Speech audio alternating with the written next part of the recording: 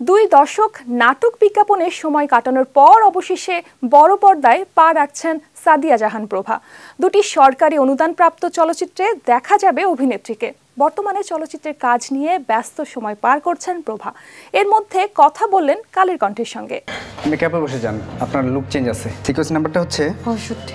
দেশের ছোট পর্দার জনপ্রিয় অভিনেত্রী সাদিয়া জাহান প্রভা টেলিভিশন নাটক, মডেলিং ও বিজ্ঞাপনের মাধ্যমেই তার অভিনয় জীবন শুরু। পরে খুব অল্প সময়ে রোমান্টিক ও পারিবারিক নাটকের মাধ্যমে দর্শকের হৃদয়ে জায়গা করে নেন। তবুও প্রভা কোনো ছবিতে কাজ করেননি। এবার ছোট পর্দার এই অভিনেত্রী বড় পর্দায় পা রাখছেন দুইটি সিনেমায়, নাম দুই পয়সার মানুষ ও দেনা পাওনা। প্রভা কালের কণ্ঠকে বলেছেন, বাসায় চাইনি তিনি চলচ্চিত্রে অভিনয় করেন। নিজে যখন সিদ্ধান্ত নিতে শুরু করলেন, ভালো গল্প বা প্রস্তাব পাচ্ছিলেন না।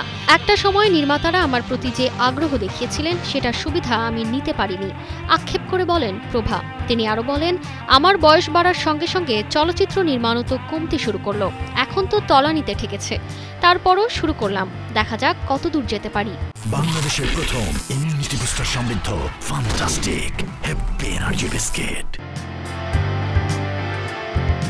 প্রথমবার চলচ্চিত্রে নিশ্চয়ই উপভোগ করছেন এমন প্রশ্নে প্রভা বলেছেন, এই প্রথম নায়িকা একটা ফিল পাচ্ছি।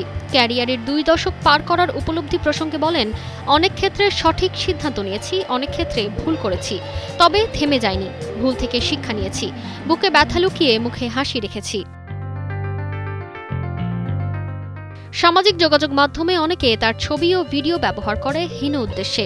এই প্রসঙ্গে প্রভা বলেন, এ নিয়ে আগে মন খারাপ হতো, কাঁদতামও। আমাদের দেশটা যদি ইউরোপ আমেরিকার মতো হতো তাহলে তো আর মানুষের চিন্তা চেতনা এমন হতো না। প্রভা বলেছেন, ইন্ডাস্ট্রি তাকে অনেক কিছু দিয়েছে। সে ছিল ছোট পর্দায়, এখন বড় পর্দার মাধ্যমে প্রভা কি দেবেন ভক্তরাও তা দেখার অপেক্ষায়। তারতিবা ফারুহী, কালের কণ্ঠ।